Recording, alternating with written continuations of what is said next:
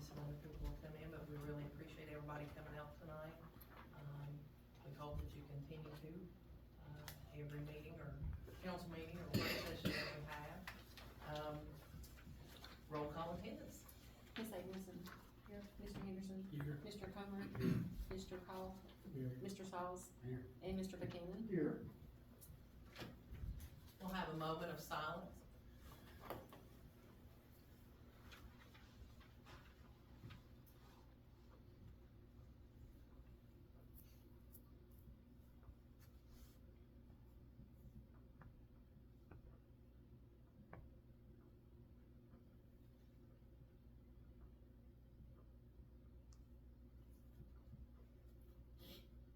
If everybody will stand for the pledge of allegiance.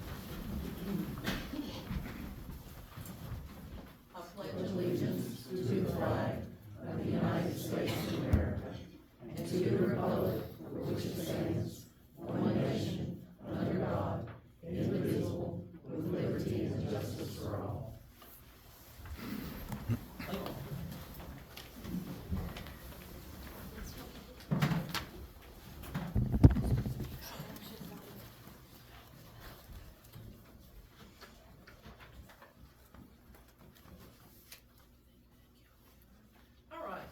Moving along to citizens' time, Mr. John Carter.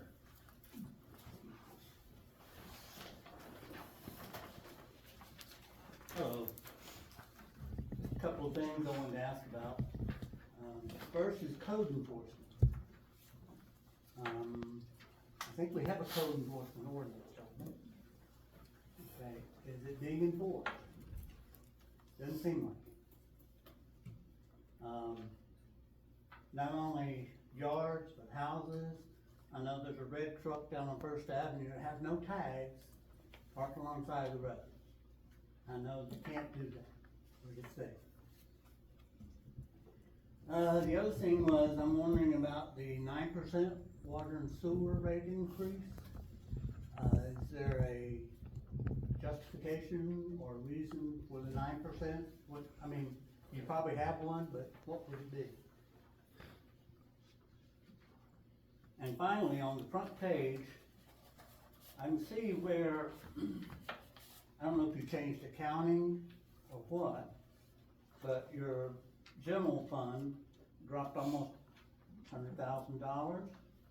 But your final total revenues even out. So what changed? Water fund go up, sewer fund go up? Just would like to know what the accounting procedures were. That's all. Thank you, Mr. Carter. Ms. Julie Loggins.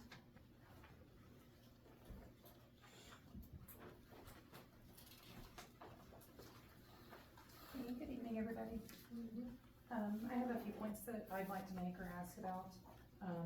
The first thing I'd like to do, which I did mention to Councilman Saltz earlier, I've been happy to see the updates with the wave pool. I will say I hadn't followed the Facebook page earlier, but it's nice to see those daily updates and seeing what's going on as well, and putting a positive spin on it. I really personally liked the one about how the waves are made and created. I thought that was kind of cool. So thank you for sharing those and posting those. I also would like to say, I did see your post today earlier, Mayor Fullen, about the insurance reduction. I'm not sure who exactly to thank for that, but thank you for whoever did kind of do that audit and go through and take a look and make sure that we weren't paying for things we didn't need. It was a group effort with Cecile, Tammy, Amanda, and myself. Okay. Well, thank all of you guys. I appreciate that, especially as we're talking about budgeting tonight too. There are two other questions that I wanted to ask about, and if they're gonna be covered later in the meeting through reports and stuff, you know, that's fine, but I would like to at least have them addressed at some point. The first is the status of the audit. I know those are typically completed by December, so we're pretty late in getting those done. I know there were delays, I just haven't seen an update on that. And the other is the status of hiring a treasurer, because I noticed that we're no longer advertising for that. And I'd like to kind of know where that stands as well. And then any other questions and stuff and clarifications I have, I'm gonna save for the budget hearing. Okay. Thank you. Mr. David Huff.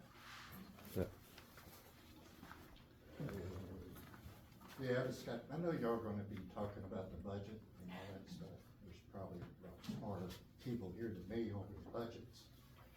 But, to me, it seems that, y'all have done everything you can to hide the $15,000 raise for town manager. She's, it seems y'all are wanting to put zoning on her and stuff. How much zoning goes on in Saltville? It goes through the county. As far as treasurer, you take the town manager and give her the chance to be treasurer, you're asking for corruption. $15,000, $90,000 salary. The minimum wage in Saltville is $40,000.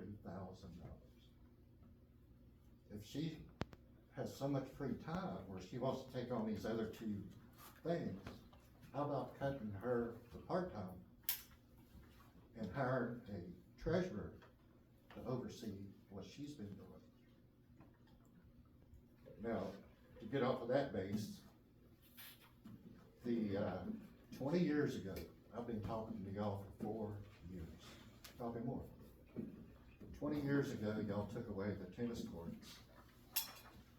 And y'all, I mean your grandfather, all y'all, and promised the town people they would be replaced.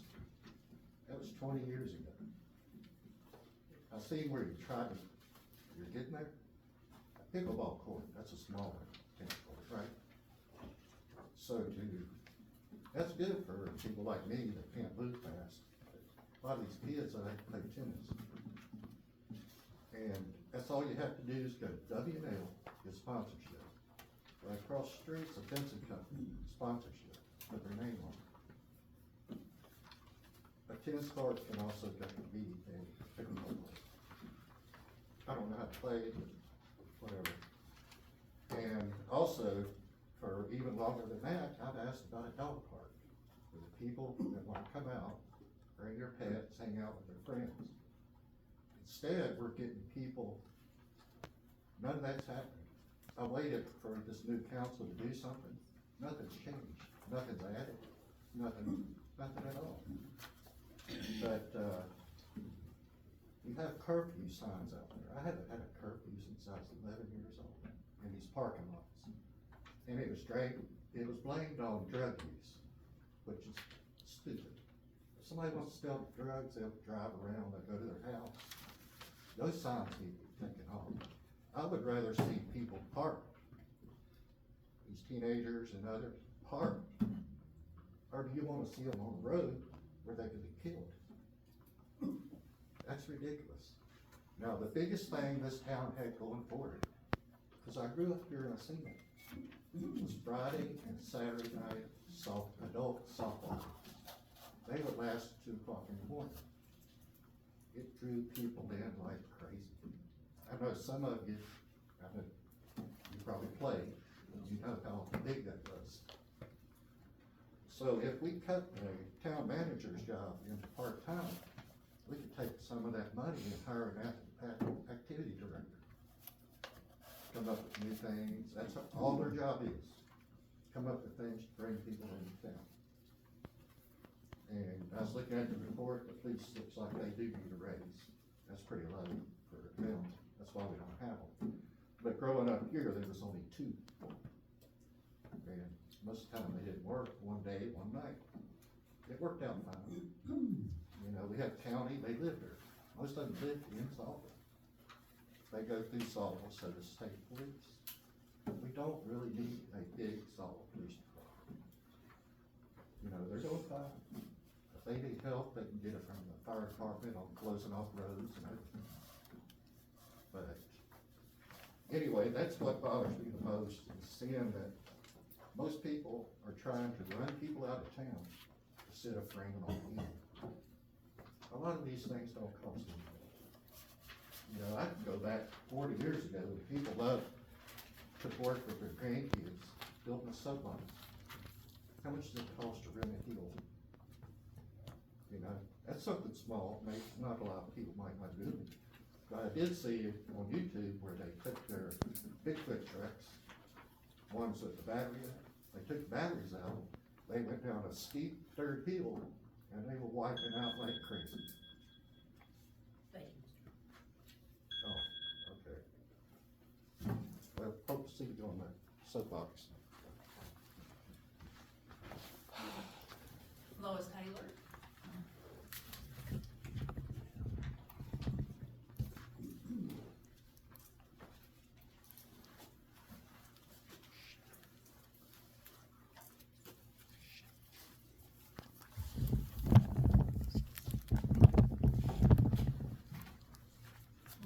I'd like to,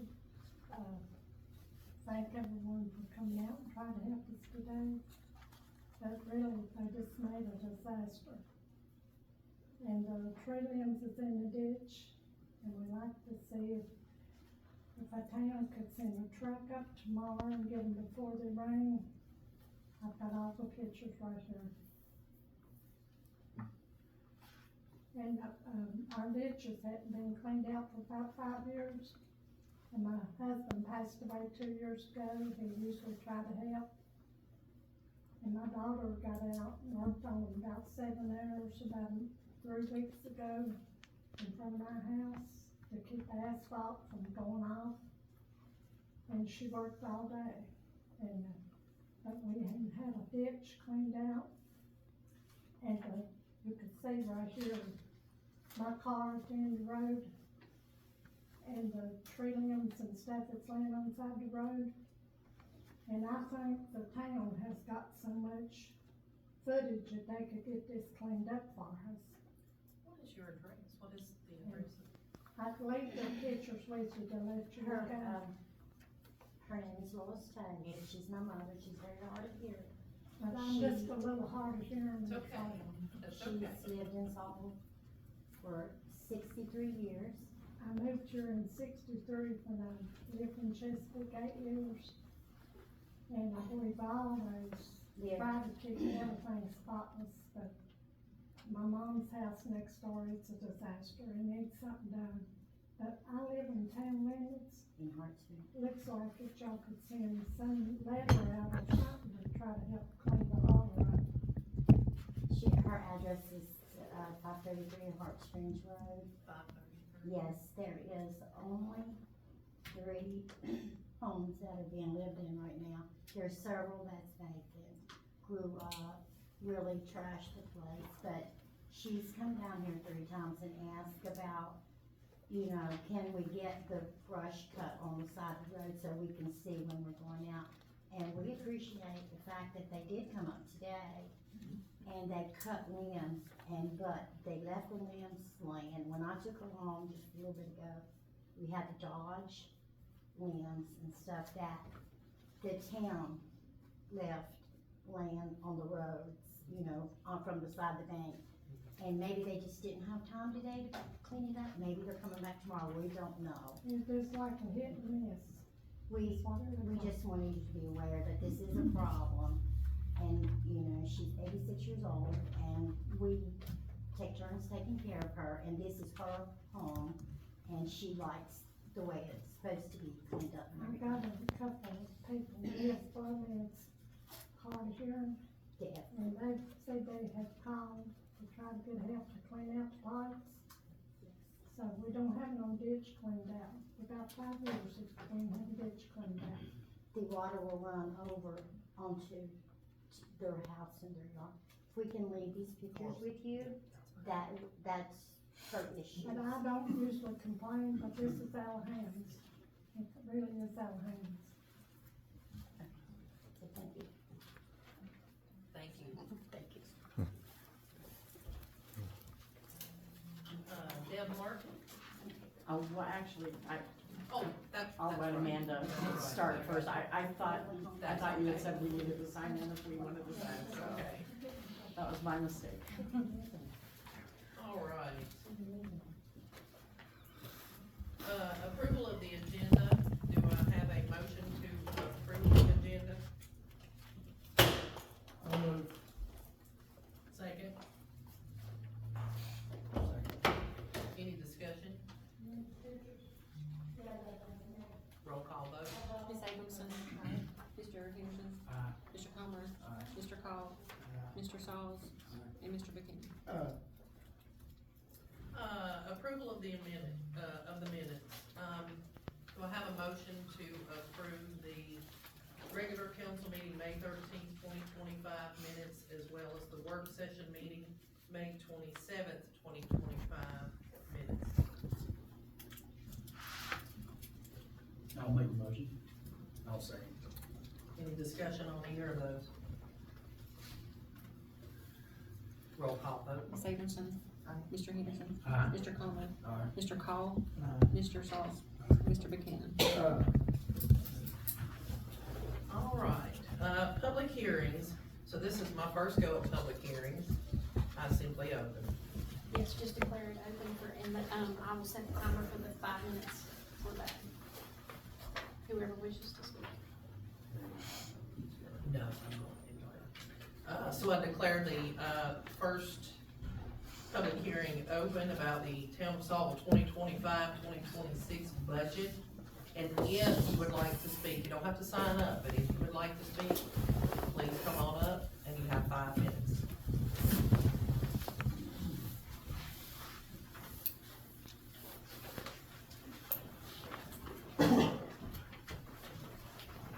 I probably have more questions for clarification than I can get through in 5 minutes, but we'll see. My first question is regarding the property taxes. We have a major decline in what is proposed for the revenue from this year to next year. Did we really have that big of a drop in the tax base? That's one big concern that I have. The other is, I note that there's going to be a separate bank account created for the capital improvement fund for the water and sewer, but there is no revenue account that is listed in the budget for that. And if those are earmarked funds, we need a separate account listed in the budget for that and in the accounting software as well, because those funds don't need to be continually absorbed by the general fund and in the general budget like they have been in the past. And the final thing, at least right now, that's still a pretty big issue that's already been brought up, is looking at the salary increases. I'm not sure how many of you are math people and numbers people, but I am. And trying to look at this and see whether or not these salary increases make sense based on the tax base, based on the median household income here in Saltville, based on the budget. I looked at neighboring towns. I'm not sure what was looked at for determining these amounts. This is something that should have been looked at, so if it's not been, I'm gonna bring the information to your attention. The median household income here in Saltville, does anybody have any idea what that is? It's around $46,000.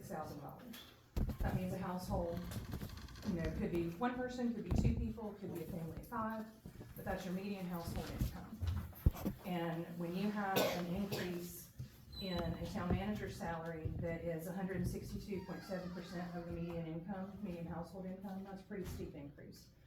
In the state of Virginia, the median income, the median pay for a town manager with regard to the median income is 130%. That seems like a pretty steep discrepancy, and that's at the current salary level, not at the proposed increase. The proposed increase puts us at almost 200% of the current median household income in the town of Saltville. That's huge. So if you also compare to a neighboring town, the town of Chilhowie, when I remove things like their water and sewer, when I remove things like their emergency services, and put their budget on a comparable level with the town of Saltville, we're about $200,000 apart with regard to the budget. So I think that's a pretty good comparison point. Their town manager's annual pay is $65,000. Ours is currently $75,000. The town of Chilhowie's proposed budget has a 2.5% increase. That will bring his salary to $66,625, nowhere near the $90,000 proposed. The other thing that I would like to take a look at is with regard to our police pay. Those actually, the increases that are proposed there bring most of them up, with parity for those neighboring communities, as well as the same percentages for the state, based on the median household income, and based on the percentage of the budget. The place where there is a discrepancy is for the lower officers' pay. The proposal for them to be raised to $43,000 is actually significantly below the neighboring communities. We are consistently losing, and Chief Lynch can speak to this better than I can probably. It appears to me at least that we're consistently losing people that we pay to go to be trained and go to the academy, they serve the town for a short period of time, and then they leave and go to neighboring communities where they're paid higher salaries. And I don't think that the town should be making an investment in their training to then lose them to neighboring communities, so that then we have to reinvest in new people that we hire, retrain them, or train them initially, retrain another officer before they're back on the road and able to serve the community.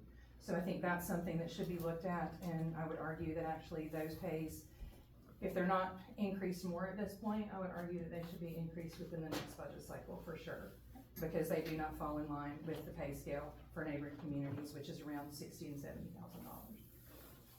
So I think those are the biggest issues that I have and the biggest concerns I have. What's happened with the tax base? Why is that number altered? The capital improvement fund needs to be listed as a revenue account for water and sewer, because those funds should be earmarked. And then the salaries are not achieving parity with local communities, and they're out of balance in both directions depending on which salary we look at. If you look at the town worker salaries, they're sort of in parity with neighboring communities, but could probably be boosted a little bit more to actually be more in line with what the local communities look like. I think if you reduced the one that is heavily out of balance, move that into other categories for salary increases, you would have something that looks more like our neighboring communities and that our tax base can sustain. Thank you. I've just got a quick one. All those raises, pretty cool. But I think the person that we all know and trust is the one that should be getting a raise, Tammy. She sits out, talks to everybody, nice as she can be, but makes nowhere near what y'all are proposing for a part-time town manager. So I hope that y'all look at it and give Miss Tammy what she deserves and a raise for the work she's been doing for years. Even when she was sick, she would come in and take care of it. So I hope y'all do that. I think I have 5 minutes. If Julie has any more to say. Can I take for you? Sure, go ahead. Thank you.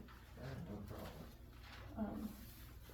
So one of the other things that I can address too with the salaries is, I know that part of the argument is most likely that, and it goes toward the questions that I asked earlier, part of the argument for that increase in pay is likely due to doing more than one position or serving in more than one position.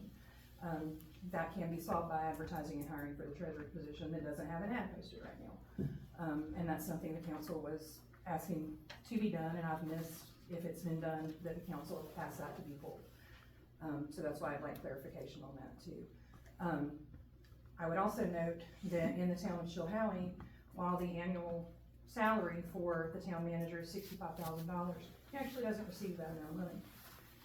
The reason he doesn't receive that amount of money is because he doesn't work full-time. So if the town of Chilhowie with a comparable budget has a town manager that doesn't work full-time, what's going on in Saltville that's different? They're managing excess funds when it looks at emergency services added into their budget, by the way. So I just pulled out the items that were comparable to ours, and that's where we're comparable in amount. But they're managing other things in the town of Chilhowie that are not managed in this town. The town manager in Chilhowie works 64 out of 80 hours over a 2-week period. So instead of 80 full-time, he works 64. Basically, it amounts to a 4-day work week for him. I do think those are kind of important things to note. The other things that I will note on the budget is we don't actually have the revenues and expenses that have come in or been paid out during this fiscal year. So that's really hard for me as a numbers person to look at it and go, well, where do we stand? All of these numbers are not filled in. And you're also supposed to have a balance sheet that accompanies the budget, and I did not see that in the packet either. So, as council members exercising your fiduciary responsibilities, trying to engage in good stewardship for the resources of the town, I would encourage you to make sure that you have those numbers filled in, that you can make an accurate and adequate evaluation of what's put before you, because you got a lot of missing pieces of this puzzle right now. The other thing I would encourage you to do is do an actual comparative study looking at other towns. I know Wise County, or excuse me, the town of Wise is comparable in their budget size and their population size and their tax base to Saltville. Because I only saw these numbers on Friday, I haven't had a chance to look up all those comparisons. I'd be happy to do it, but it doesn't seem like that's been done in this process, is all I'm saying, because, like I said, we're way out of line, we're not achieving parity across neighboring communities that are similar in what's being provided. Thank you. Anybody else?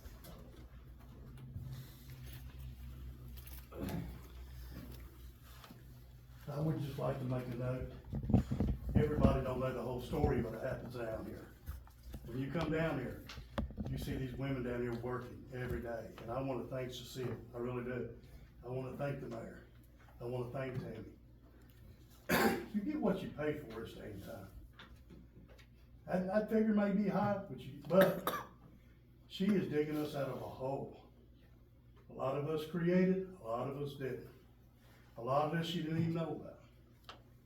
We're in a bad hole, and I really do think we're gonna get out of it. I really do believe it. I'm riding your back, I'm riding Cecile's back, I'm riding. Because I see what y'all are doing, and just like I said before, you get what you pay for. And as a police officers, my God, God bless them. In this town, where we only had two, how? And the deal about when you train one and they go elsewhere, I was in business, I couldn't tell you the guys I trained. You pay them a decent salary, still wasn't good enough, and they go on, that's part of the game. But it would be nice if you could come up with some kind of plan for these new recruits, like a 6-month deal, a year deal, you know, since you're paying for their training and all this, which I'm not sure how it works. But you ought to get something back out of it. I don't think they should just come in within a few months and end up and leave. There should be something there. There's a deal in there. Huh? There's a deal in there. Oh, is it? Okay. Well, I didn't, you know, that's a citizen you don't know. That's good to know. It really is. But, you know, if everybody's gonna sit here and bash this town manager, I don't wanna stand for it. I really don't. And she's got my back. I mean, and you do too. I mean, and this old council does, cause I know, I've been here and I've seen it. And it blows my mind. I come out of here. Just the other day, we had a meeting, found out something we didn't know. How in the world, we all left. How in the world did this get by? How did we go without this? And this is really gonna help her.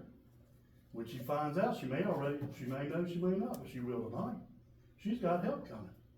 And that's good. Because when what was said, I was like, why is everything dumped on her? Why is everything dumped on Cecile? Everything's dumped on her. Why? Why? She's just one person. Is it fair for this town to dump it all on one person? I don't think it is. She needs help, and she needs all of her help. And if she gets all of her help, and then maybe everything will calm down. Yes, that figure's high. I agree, it's high. But, you know, if you want a Cadillac, you pay for a Cadillac. If you want a Volkswagen, you pay for a Volkswagen. I think we got a Cadillac, y'all. I really do. I'm not just sitting here patting her on the back either. I've seen it, you know. And do I know her that well? Not really.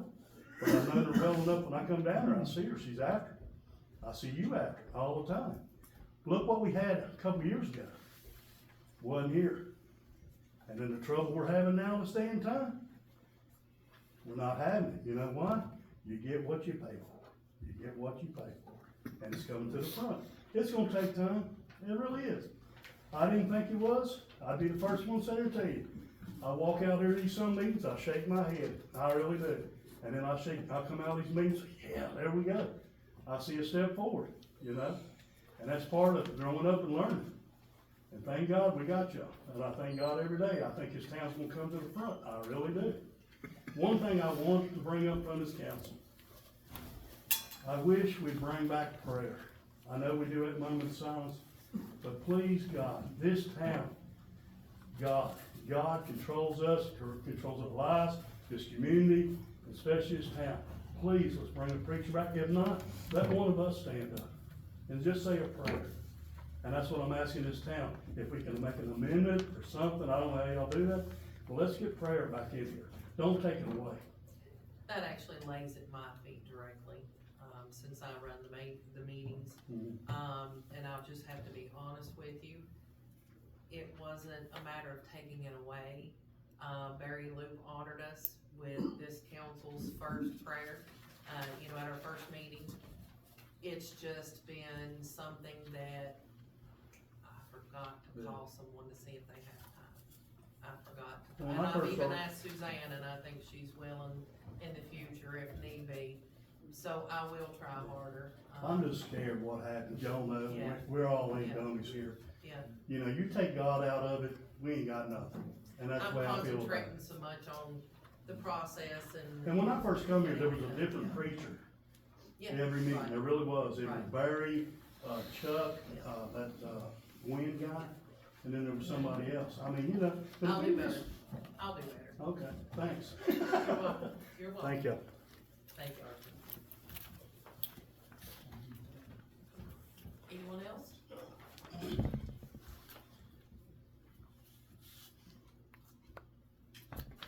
I officially close the public hearing.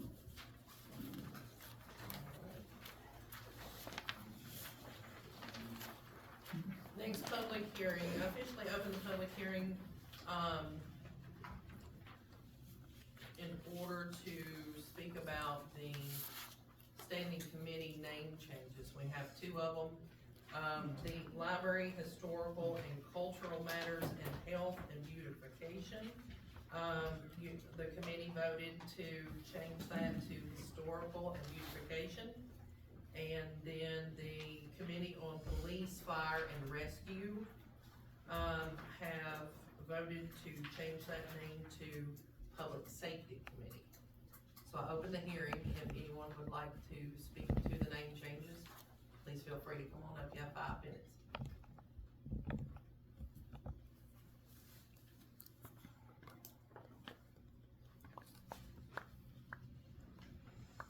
I officially close the public hearing. Next public hearing, I'll open the public hearing for establishment of chapter 29, section 29-41, ordinance of the code of the town of Saltville, prohibiting camping on public property except in designated areas.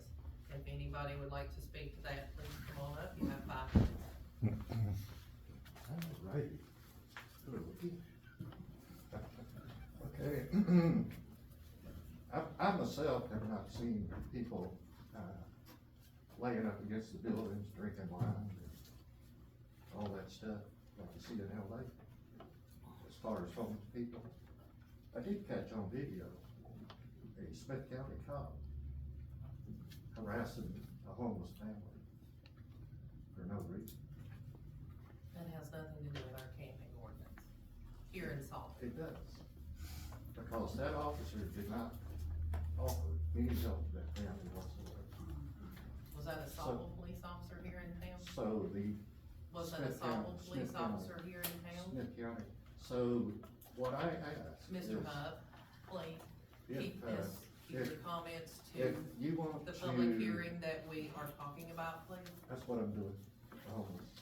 Okay, Thank you. if you want to restrict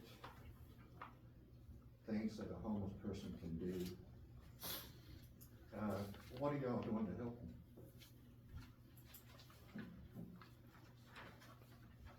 Is there anything? Any help? Or are you just running out of town? Is there somewhere that y'all would take them where they could spend the night? If it's 30 degrees, you take them, what, send them out of town and county, and go sleep in the warm bed? That's not y'all wanna make this kind of rule up for something that's non-existent. They're trying to tell people there's homeless out on the salt trails and all this other stuff. That is not a problem. There's no problem. I've seen them come into town, fill up their backpacks, and then they're on their way. But if y'all wanna say something about they can't do this, they can't do that, at least come up with something you can help them with. Does it make sense? They have nowhere to go. Do you care? That's why I brought up what Smith County did. You're doing the same thing. trying to scoot them out of town, but you know how it's doing. So if y'all wanna do that, y'all need to come up with another policy on how you help them. Where do you take them? What advice do you give them? Any phone numbers? You don't just go up and grab them and throw them in jail. Those people are hurt for a reason.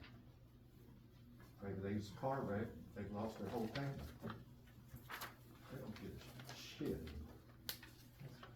They don't give a shit. Mr. Hunt. So what I would say is if you wanna do something,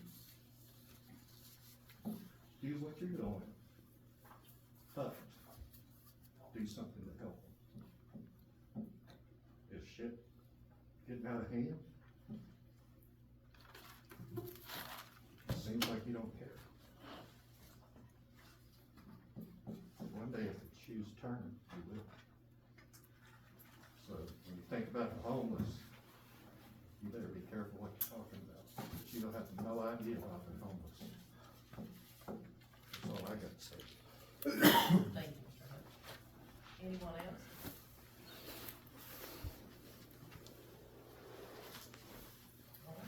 Officially close the public hearing.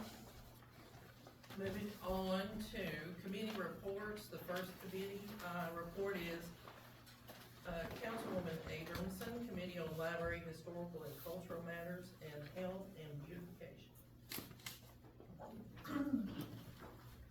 We had our, last meeting on May 21st, 6:30. We had, myself and four other committee members in attendance, which was enough for a quorum. We did have two that were unable to attend. We also had guests in attendance, David King, Marcus Abramson, and Mayor Pullen. I'm gonna run through a list of things. We've had a little bit going on and got more to do. Just some things that we did get taken care of. We placed 2 planters with flowers. It was a request, to do something at the wave pool entrance, which we did right before opening. Committee members Sarah Gillespie, Kyle Clark, and I worked on 3 of the flower beds, the post office plant bed, the shrub beds at the stage, underneath the trees, the town commons, and placed flower pots at the base between poles throughout downtown last week prior to Shop Fest. And we could not have completed any of this without the tremendous effort, and help from Tracy Prater, Matt Prater, and Bailey King. Tim Henry, provided lunch and refreshments for everyone. So thank you also to Haynes for working with us to get these items to us on short notice. And thank you to the Lions Club for helping out with the cost of our hanging baskets. And thank you to all who were able to participate, because I know some people do have to work during the time that we're working on some of our committee members. The committee voted to remove the shrubs from the other 2 beds that are on the town commons grounds, and plant some lower maintenance items, but those shrubs have really grown and gotten really out of control. We plan to discuss that, and put a timeline together at our next meeting, which is next week. The sunflower field we've been talking about is still on our list. The weather has not been our friend, so, we're still trying to figure out if that's gonna happen this year, or if we're gonna move that to next year. We are working this week. We'll be placing some flower pots, near the library sign, and at the golf course, clubhouse this week. And thank you, tremendous thank you to our town crew for getting those pole banners hung and the hanging baskets, as well as continuing to water those for us, on those 20 poles throughout downtown. We appreciate all their hard work to make that happen, in a short amount of time prior to Salt Fest. And, we really do appreciate it. And thank you to Sarah with the Smith County Chamber for designing the beautiful pole banners, and a big thank you to the anonymous donor for purchasing those banners and the brackets. The Salt Park and Blacksmith Shop cleanup is still on our list, as well as additional cleanup days, like the one we did back in March. So we will be discussing that at our next meeting as well. That's all I have. Thank you. Next is Committee on Wellfields, Parks and Recreation, Wade Pool and Salt Trail, Councilman Gary Saul. Yes, we, had to postpone our meeting this past Thursday simply because, there were several issues that were going on. But I do want to address a couple of things in that we have discussed and taken care of And I wanna address one thing in particular, Mr. Huff. One of the reasons we chose to go with pickleball courts versus tennis courts. As a teacher at Tennessee High School, we had a pickleball tournament. We had 1,135 students, and we had over 700 students sign up for pickleball. That's not saying we will address a tennis court later on, but we feel that pickleball right now is the needed way to go, and that seems to be what the area is. In that plan also, we have discussed putting in the basketball court, moving it from the softball field, bringing it to that same area, and that will be adjacent to the wave pool between the stadium and the wave pool where the, basically where the old tennis courts used to be. And you keep saying that recreation, well, we have got several softball tournaments that I have booked in the last, well, today, I know 3. So we're trying to bring that back. We are also, what's my train of thought for a second? Oh, we've also approved the golf course to get, lighted golf balls so that we can have a nighttime golf tournament on several occasions, so that we are building on that recreation.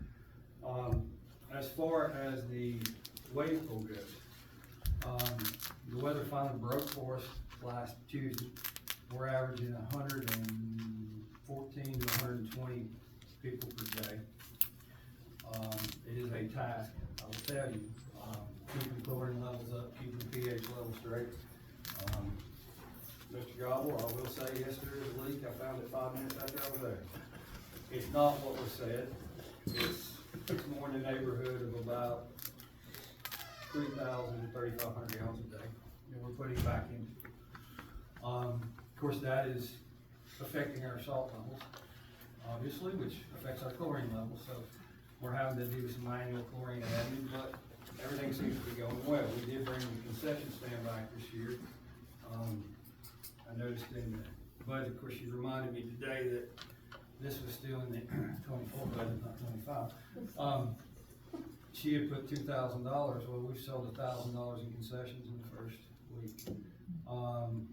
We are basically running somewhere in the neighborhood of, I think the last week the sales were about $4,800, and then for the first 2 days of this week, which was yesterday and today, we're already over the $1,600 mark, and that was before I left the wave pool at 6 o'clock today. So I don't know where they finished up because they're open late tonight. So things seem to be going there.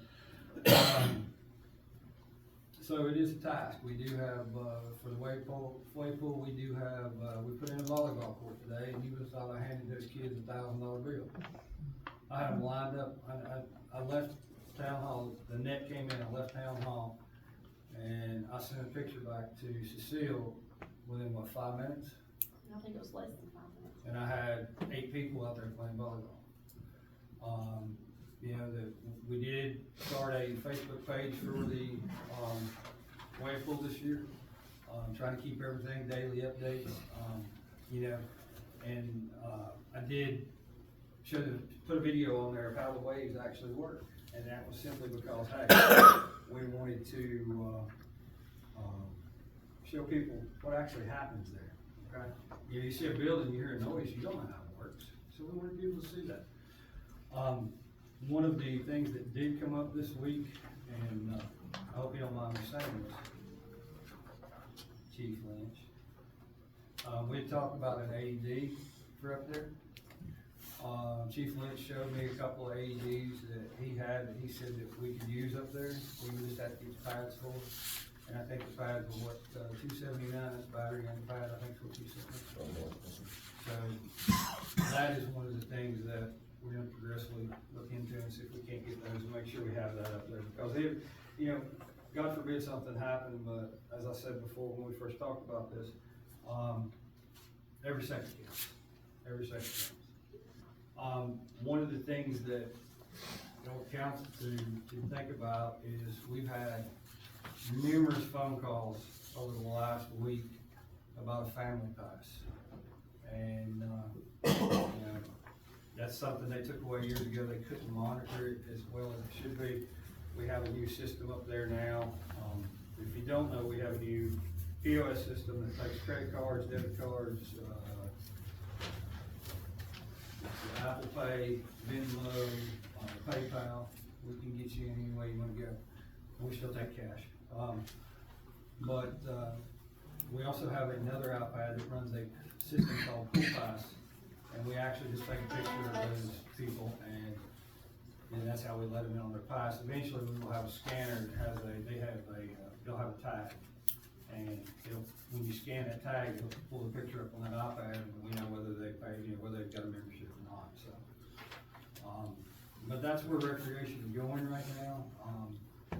And I will get my committee sometime in the next week or two when I can get a day that, we can all get together and we're gonna work on other things. We're also in the process of painting the building right now. So the full building will go from white to gray, and it will be in line with the golf course buildings and the rest of the buildings up there. It's just, it takes a little time and, making sure we have the workers covered, so. And we do have, counting right now, we have 7 certified lifeguards up there, including myself. I went and got certified to make sure that, if there was ever a day that we didn't have lifeguards, then we would have, so. That's kind of where we're at on that, but, Are you getting requests for family passes? yes. And I will tell you that we looked at Marion's scale when we did our individual pass, and we were $100 cheaper than Marion. Marion runs a family pass, I think it's 4 people, it's right at, $300.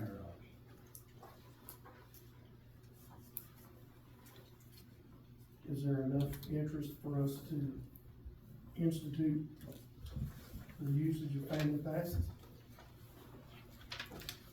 I probably had 20, 30, 40 phone calls in the last week, wanting to know, yeah, I'll still do a family pass, you still do a family pass? And I said, no, we just do individual passes, so.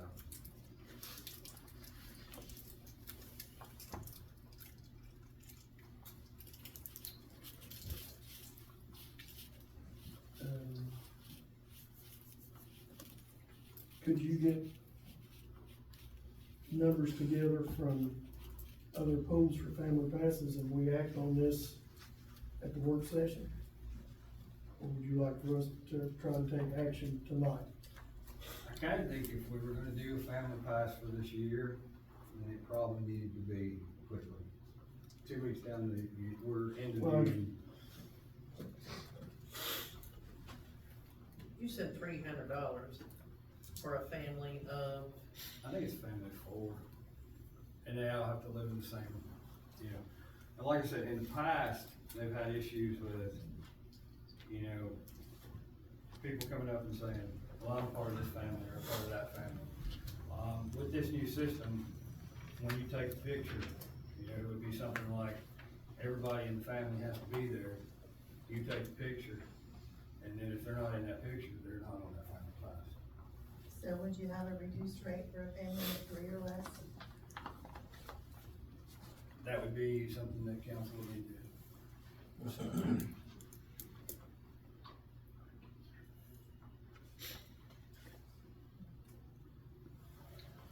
I mean, where do you draw the line? How far do you, family of 3, family of 4, family of 5, family of 6? Usually what you see is a family of 4 is this price, 4 and under is this price, and then anything like 5 and above is a different price. And what we're seeing up there, and I don't wanna alienate a family of 3. I started to say family of 3 is 300 regardless whether it's individual pass or, I Right, get it, correct. I get it. Yeah. So you could make that cutoff 4. Family of 4. 300 and then whatever else you need for above. That's,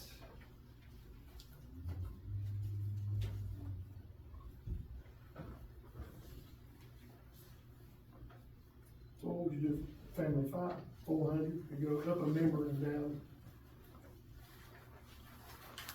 a full membership fee. Right? For a family of 5, $350, families 6, $400. Well, on that note, could you do a family of 3 or less, $250? Yeah. This is open, yeah. Or less, but just less, because otherwise, like you said, if it's individually 100 now. Usually, it's not always the case, because I know family sizes have shrunk over the years. What we're seeing up there right now is if the families that are coming in with 3, is usually a mother and father, and then somebody that's under 4, which is free anyway, so it's kind of a, you know, kind of a battle.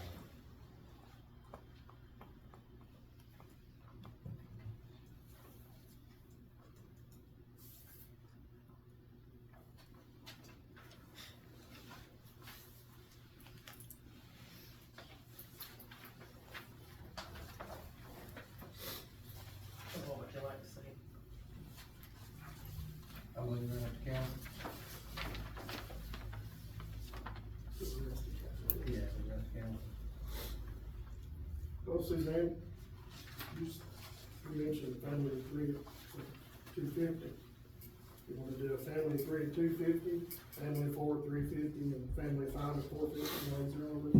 And what we're gonna do is we're gonna get some discussion going with some numbers. Or, I would say 250, 3, and 350. 3, 4, 5. Suzanne, would you repeat that? 250 for 3 or less, 4, 3, and more than 4, 350.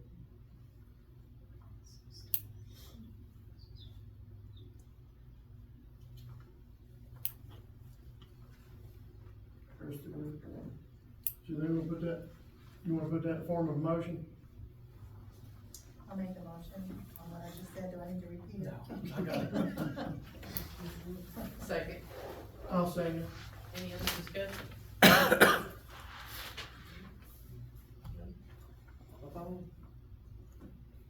Roll call vote. Ms. Everson? Mr. Henderson? Aye. Mr. Comer? Aye. Mr. Call? Aye. Mr. Sauls? I'll abstain from that since I'm up there. Okay. And then Mr. Buchanan? Okay, oh, was that all you had here? Yes, that's it, I was long-winded enough. Committee on Ordinances and Land Management, Councilman Ryan Comer. So ordinances for the next few months, we're gonna be meeting twice a month because we're reviewing all of the zoning ordinances.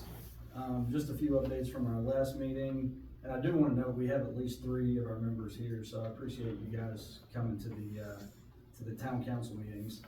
Mr. Gobble made a motion and it was approved. I think at a previous meeting, he had mentioned the possibility of cutting trees and, you know, potentially selling those. That's gonna be referred to the planning commission. I think they're gonna work with the Department of Forestry. There might be some ways to, rather than just clear cutting, you know, cut in more targeted areas, to help build regrowth while also potentially generating some revenue. So that's one of the things that the planning commission is gonna discuss. While we're on this topic, one thing that Mr. Clark asked, although I think he stepped out, who is handling code enforcement at this point? For whoever I need to ask, who's handling code enforcement? I would have to say no one necessarily, it would fall to me, I suppose, at this point. You know, we have just, the town at one time, before I came to work here, had a full-time code enforcement position that I believe was eliminated from the budget right before I came to work here. And, to be honest with you, it hasn't really, I haven't had the question, much. I've had some, you know, I've had some complaints and things like that, and I've been, you know, just responding to folks that, right now we've had 2 police officers up until the last couple of weeks. We've had 2 people, and, you know, I would like to have, you know, that involvement from the police department. we just haven't had the staff and manpower to, you know, do anything with it, but I do realize that it is becoming critical, and it's obviously more, you know, more visible this time of year, so, you know, now that we've gotten, you know, we're getting better staff with the police department, I think we can start, you know, hitting the code enforcement stuff. Okay, maybe at the work session, if you guys could just think about it and maybe have a report to council about how we're gonna address that, because that is something that our members have asked about, and I know, members of the public have also asked the question as well. In response, again, Mr. Gobble, he's very active at these meetings. I appreciate him coming. He asked some questions about the planning commission and the actual role of the planning commission. So we pulled out the code of projection, and from what we can tell, some of the things that have been referred to the planning commission, such as variances and things like that, really should be addressed first and foremost by a zoning administrator. And then, depending on, you know, the decision of the zoning administrator, then it should be appealed to a board of zoning appeals. And we currently do not have a board of zoning appeals, and it's gotta be appointed by the clerk of the circuit court, right? It's appointed by the circuit court judge. By the circuit You court would, judge. your council would nominate, Okay. and then the judge will appoint. And I think one of the members has to be a member of the planning commission. Yes, From sir. what we read in the code. Yes, So sir. I think the planning commission at their next meeting, they are going to, get together and figure out who their representative is gonna be on that board of zoning appeals. But I think tonight, the council needs to take two actions. Number one, initiate whatever steps we need to create this board of zoning appeals. Get it spun up, or, you know, send a request to the circuit court. The second thing that we need to do is, in our zoning ordinances, we actually as a council have to formally appoint a zoning administrator. And right now, we've not appointed anybody. I think Cecile's been acting in kind of an ad hoc role, but just to make it official and legal, I think we need to do that tonight. So Paul, how would you recommend formulating these motions? I think a simple motion appointing someone to serve as your zoning administrator would be sufficient for the first motion. And then with regard to the Board of Zoning Appeals, I assume you're gonna go through your process of requesting interested persons, and then you will nominate someone, and then I'll have to file a petition with the circuit court, along with the information about the nominated person, and then the judge appoints them. So there's a petition that I have to file for that for you. So that's a two-step process that we're gonna have to go through. You're gonna have to nominate someone first, and then the circuit court judge will review that nomination, decide to appoint. They normally do, but they have to do it. And is it 3 or 5? From reading the code, it looked like a locality, this size could be either 3 or 5. Yeah, and the answer is, it depends on what our code says, because it can identify it, and I don't know, do you know, I Cecile? don't think I'm not sure it even specifies. It's not specified, then we can use then you can, you defaults to the state code then, Mr. Comer, so you could do either, I think, Okay. if it's not specified in our own ordinance. Well, in that case, I guess I would do the first motion to appoint, I mean, Cecile, you've been kind of handling these things ad hoc right now, right? Yes. As a zoning administrator? Yes. I guess if you're okay with doing that role, make a motion to appoint you as the zoning administrator. Second, I'll second. any further discussion or questions? And one thing I do think we should stop doing immediately is referring any of these variance questions to the planning commission, because Right. I think they've actually, ruled on one or addressed one at some point, so, just need to make absolutely clear, and it might be something, Paul, as we get these new members, if we could maybe get is there any sort of an orientation or any sort I of can train orientation materials we can train. get to the various boards, because that may help, so. I think it'd be useful to let me train as you set the Board of Zoning Appeals up, and we can do a training for the planning commission on their role. Cecile and I have had conversations about this just very recently, about the exact subjects you're talking about, Mr. Cohen. Well, So I think we need to set up just a training week with you. We can on do a the, number of things. we can do the other items that we talked about too as well. That'd be fine. Any other discussion? If I might make one comment, one thing too I wanna add is that, one of the issues that's been so difficult to deal with, which you all are addressing through your ordinance committee, and I'm so glad it's in place, is the fact that our code is so deficient. In, you know, we're literally in the dark. I have to call Paul just about on every single thing, because I have nothing in the code that says, here's what you do, you know, when you have this, which is very unusual. So, you know, you all are moving definitely in the right direction, and I'm so thankful that you all are doing that. Yeah, that's one of the That's reasons the why biggest issue. we're meeting 2 times a month now, just to try to get through this, so. Yeah. Feel free to stop by. We're gonna have a lot of opportunity to shape the way that the zoning ordinances are gonna look in the town. 'Cause, When is your next meeting? June 20th at 5 p.m. Any other discussion or questions? Roll call vote. Ms. Abramson. Mr. Henderson. Aye. Mr. Comer. Aye. Mr. Call. Aye. Mr. Sauls. Aye. And Mr. Buchanan. The other motion I guess we need to make is, to put out, applications or request for applications for, participation on the Board of Zoning Appeals. So I will make that motion that we put those applications out. I'll second. Any other discussion or question? Ms. Abramson. Roll call vote. Mr. Henderson. Aye. Mr. Comer. Aye. Mr. Call. Mr. Sauls.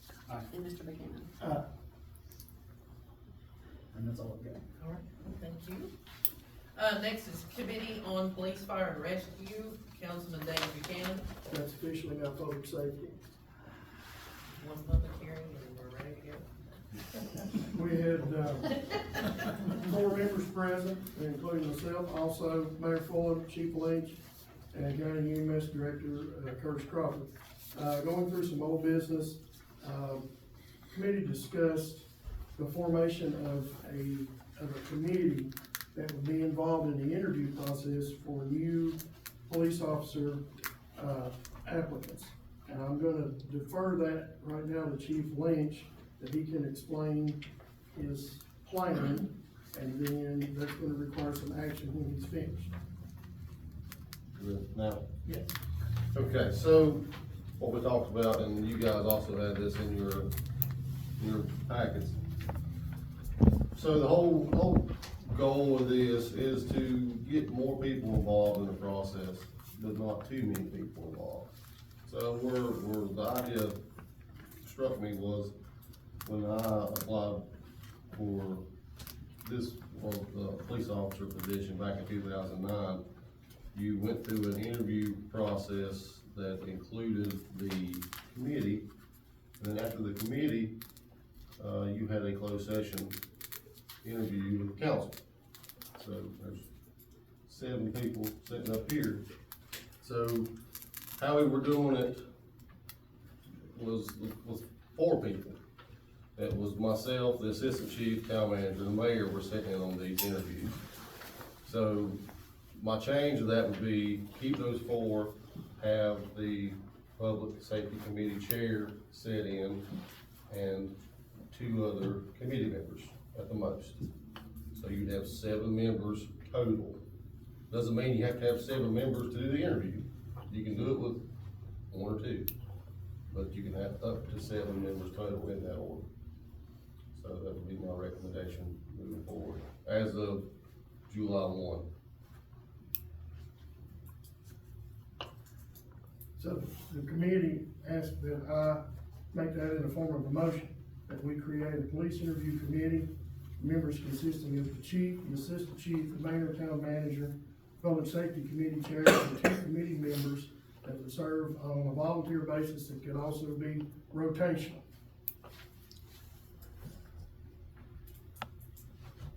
That's your motion? That's correct. Second? I'll second. Any other discussion or questions? Roll call vote. Ms. Abramson. Aye. Mr. Henderson. Aye. Mr. Comer. Aye. Mr. Call. Mr. Sauls. Aye. And Mr. Buchanan.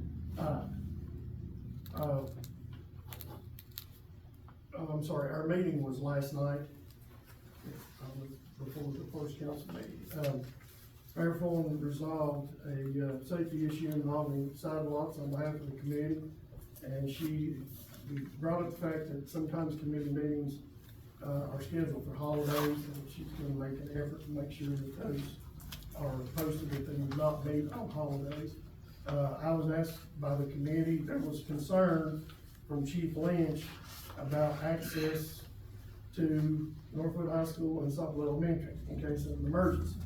And I was directed to talk to Dr. Carter, Superintendent of Smith County Schools, about that, and he told me that he would recommend to the board, school board, to purchase items called a Knox box, that's Knox-BOX, which is a box of keys to the building that would be unlocked by a key that will be provided to the police department.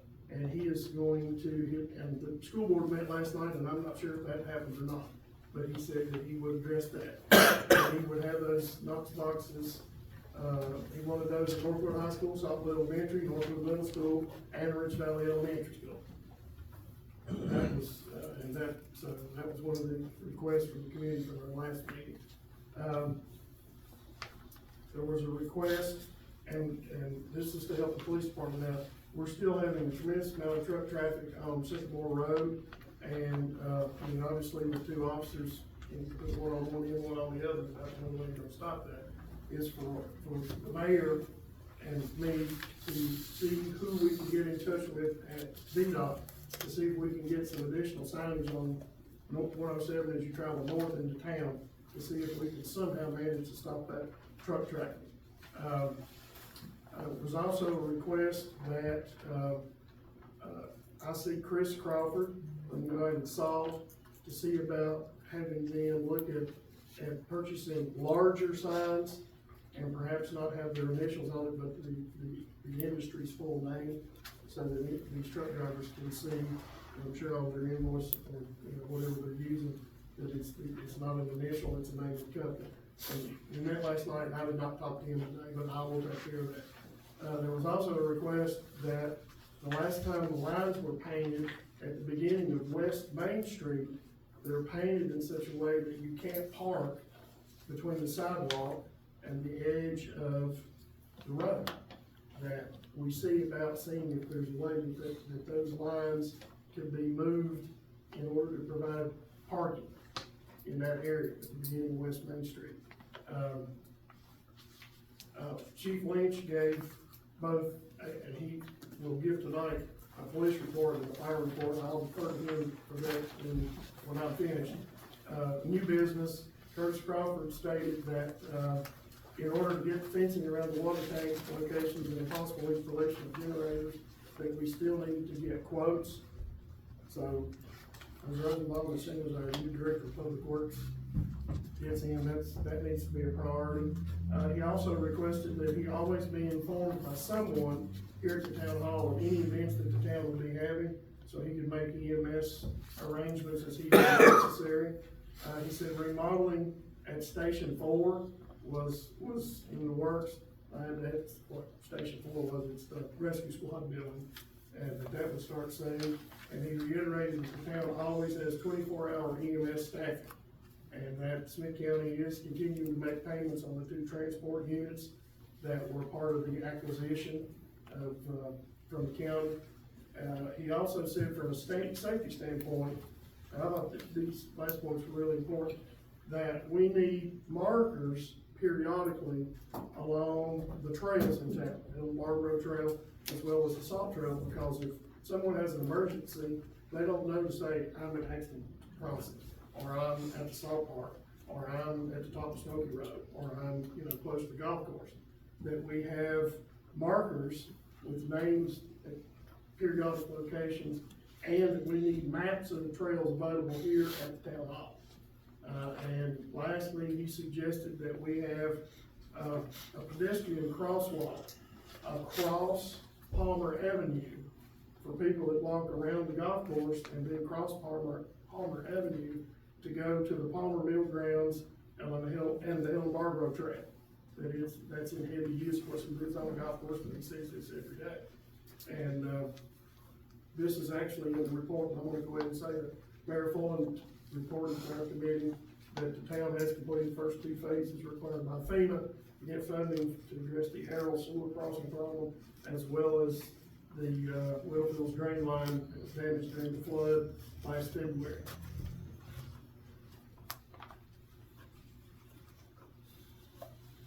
Got it? Anybody have any questions? Thank you. Councilman Buchanan, could we also get a crosswalk painted in the middle of town where there's a sign that says pedestrian crossing, but there's no crosswalk, and I've seen at least 3 children almost get hit by cars there while I'm walking. That was a request I made to the previous town manager about 3 years ago, that we have signage and those painted, and we do need that. I've had a, meeting with, our new public works director. And he knows my list, that is on that list. I don't want to Also continue to striping grab all strange parking. children by the Yeah, arms. yeah. Also striping all the parking spots in town. The weather sort of did a number on us with the previous, public works director. And, now we have good weather and we're in limbo, so, yeah, Brandon knows, yes. I have a question. I'm not sure if it's directed to you, but, there's sinkholes like the one that just happened down the road here. Across from Cargo, gotta keep filling in that hump. Do you know if Have you been to the anybody, Streets and Roads Committee? do you know if anybody's done any ground surveys? I saw a map from 1903. I'm gonna move on. Thank you. Committee on Water, Sewer, and Refuse, Councilman R.B. Henderson. We met on the first Monday of every month, and everybody's welcome to come. Miss Kayla, and remember, We she still have moved one on. member has never attended the meeting. We need to maybe do something about that. I'll make mine brief tonight, but, we discussed a little bit about the water system needs. And I think Mr. Buchanan touched a little bit about that generators and fencing on other things. And also, we talked a little bit about communication when we have an outage or when things are back to normal. Do we communicate there? Leak detection, apparently there's a big leak on Pearl Road someplace. And then, a little bit was brought up about the Public Works work week. Want to know about how that was working with respect to overtime on Fridays. And then basically we'll go later in the summer to take a tour of the sewer plant and sort of get a feel of what the needs are over there. We adjourned at 7:55 at night. All right, thank you. And Committee on Streets and Roads, Councilman Eugene Charles. I'm down on hard on Memorial Day. And you, if you wanna, you're welcome to come, we can discuss. Yeah, I just, ground survey, if something caves in and somebody's driving, That's one thing we Yeah. discussed. Everything, so you're welcome. I was just wanting to bring it up to you. All right, yes. I have one more thing I have to say. Sure, go ahead.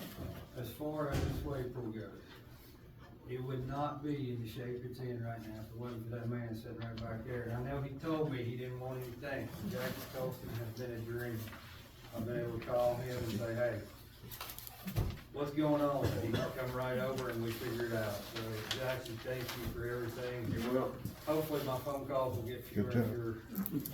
Probably not. I do like him up there. You call Jackie, he shows up.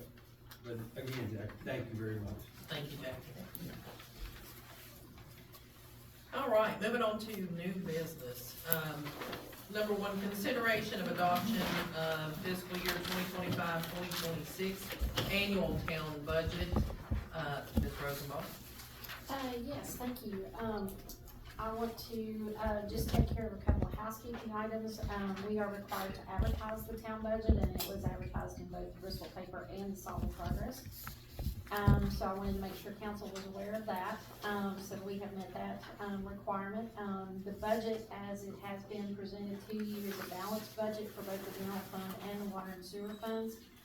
I would like to note that the budget that I have presented this year, my first one, is $145,163 less than the budget that was approved last year. So it is less. I have added, in this budget, you will notice a lot of green. Most of those are things that I have added that weren't included in the budget before.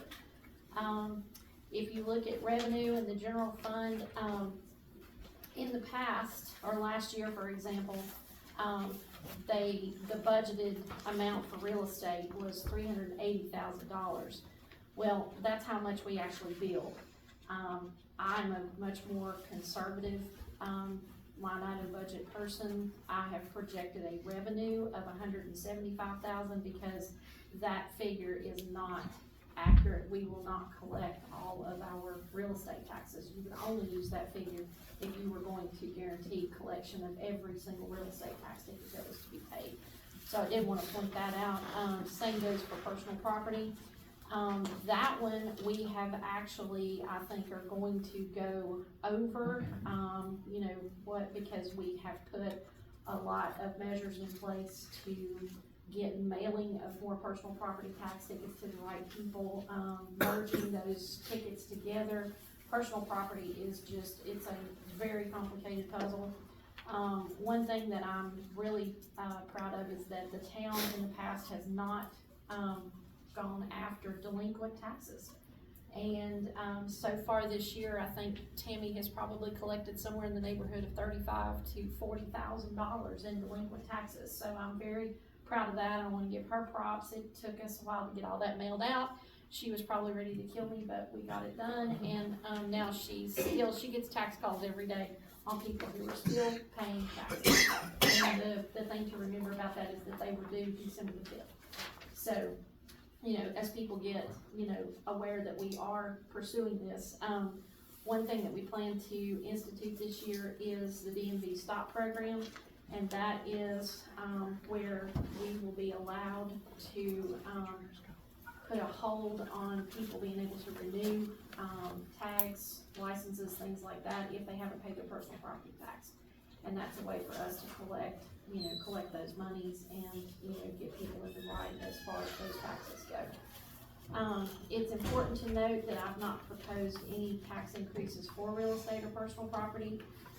The real estate tax rate of 22 cents on the 100 remains the same. Personal property at $1.26 remains the same. Machine and tools at $1.26 is the same. Mobile home is 18 cents and that's unchanged, and vehicle license fee is $20. I'm estimating some even bigger numbers this year with delinquent tax collection. So, you know, I feel like those are going to be a really good revenue generator for us. I have proposed a 1 cent increase in meals tax just to get in line with what our neighboring localities are doing, and most everybody has a 7 cent meals tax rate.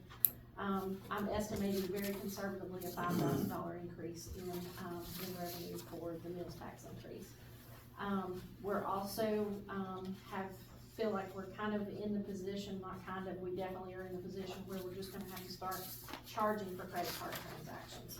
And that's something that is, I don't like it, I don't think anybody does, but we can't continue to pay $1,600, $1,700, $1,800 a month out of our own pocket for credit card transactions. That's just not something that we can do. I don't know anywhere else that doesn't charge a credit card transaction fee.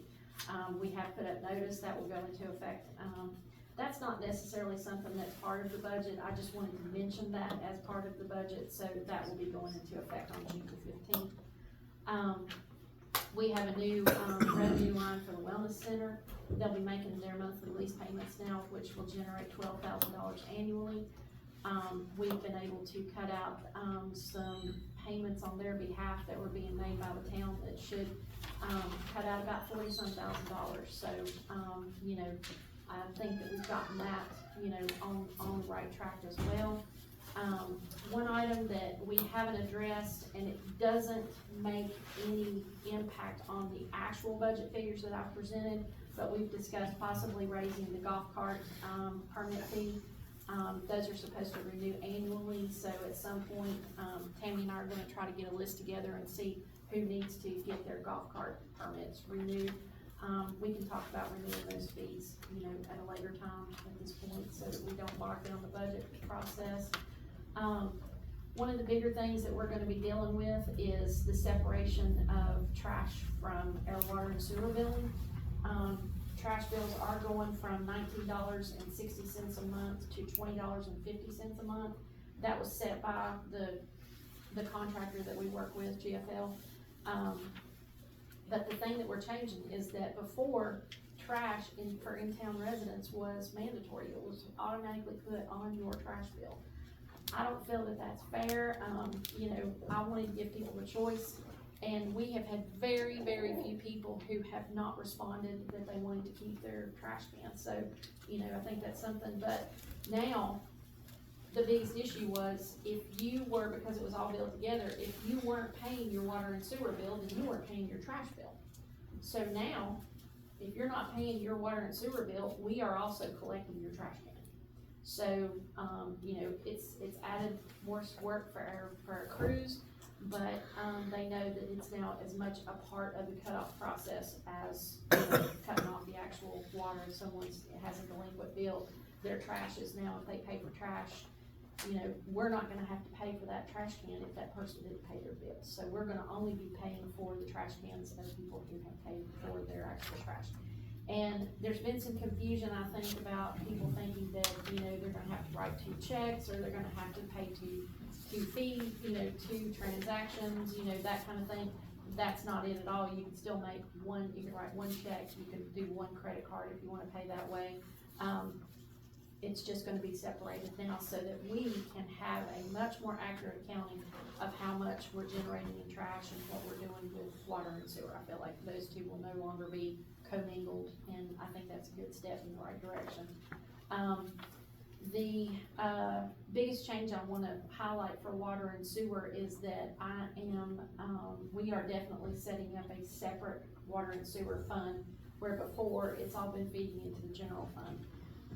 We are gonna be, opening up the bank accounts with the Bank of Marion. I plan to do that at the end of next week, when we've got some time here at the office that we're gonna have to get some things done, so that money is going in there. It's gonna give us a much more accurate, detail of what is actually, you know, going in and coming out of our water and sewer fund.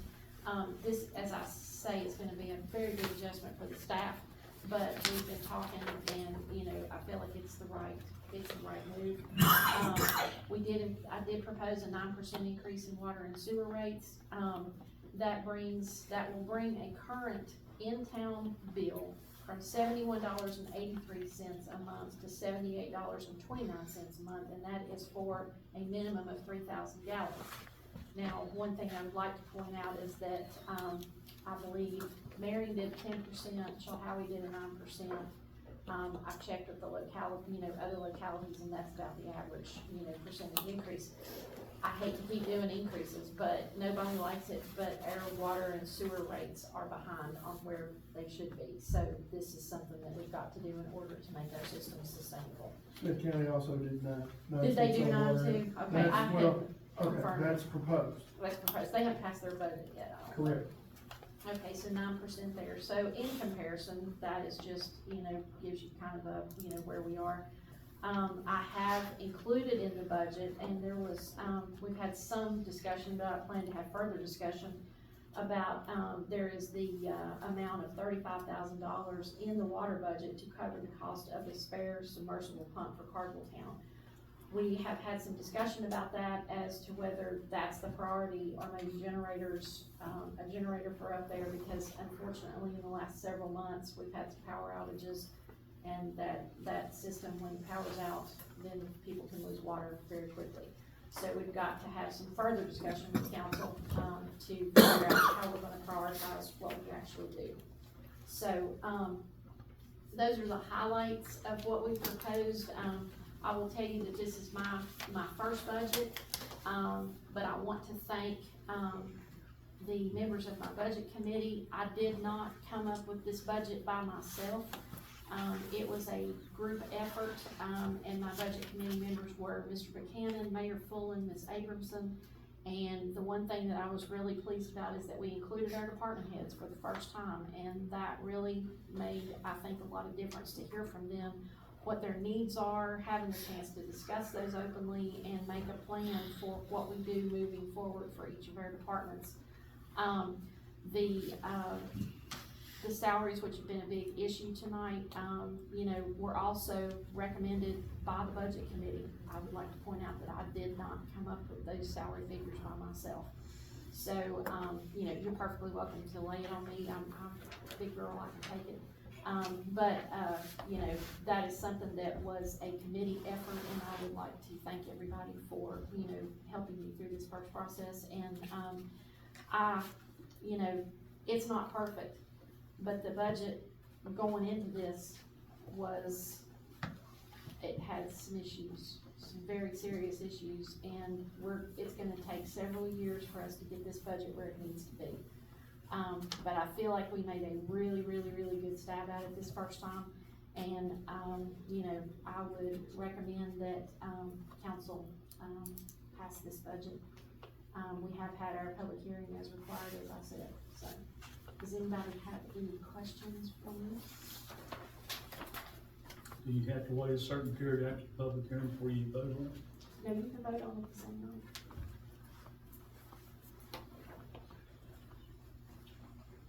Point of order, the Virginia code says you have to wait 7 days. It's what we've always done, but I didn't know. I have never done that, but, I will defer to the town attorney, and if that's what we have to do, then let's set up another work session, and we will have a meeting. 7 days, business days. I think it's calendar days, but we can confirm Calendar that. So then I would ask the council to set a date for a budget meeting, so that we can get it passed before the end of June. So it can be effective July 1st. Well, 17th. Does any committee meet that night? IDA, we have another IDA. workshop. You could just set on your works. You already have a, Yeah, workshop city. That's not till the 24th. Your IDA is what time? Oh, okay. you can set it on your work session if you want to. We It's have up a to you. long work session. That's as fine. it I'm is. I'm not telling you Yeah, what to do, I'm telling you I you can. understand, I understand. Do I have a motion to set a, special meeting on the budget for, Tuesday, June 17th? That's, At 7, thank you. Second, I'll second. any other discussion or questions? Roll call vote. Ms. Abramson, Mr. Henderson, No. Mr. Hunter, Mr. Call, No. and Mr. Sauls. Aye. Mr. Buchanan. All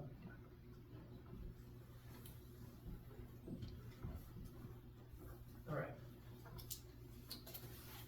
Next is consideration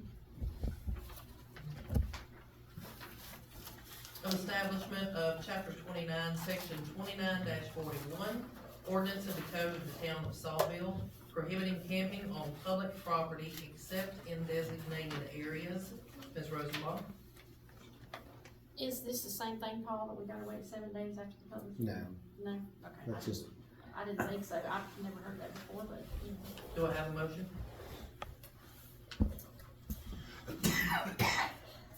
I'll make a motion to, adopt the ordinance.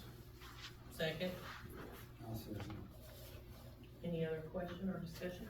And, Mr. Huff, I wanna address some of your comments. It's not that, they're being run out of town, basically. There's gonna be plenty of spots for people to camp. There's gonna be many designated areas, and, I'll allow Mr. Lynch, if he wants, to address some of the reasons, but it was more related to, activity that was going on the Salt Trail in the dead of night, that we now wanna have an enforcement mechanism to prevent some of that from going on. But I completely understand your concern. If we were to enact this and then not leave any areas for people to camp, that would be, I think, your concern would come to pass. But I think we're gonna have plenty of camping areas, so I think it's just a way for us to control our land, so I would encourage us to adopt the ordinance.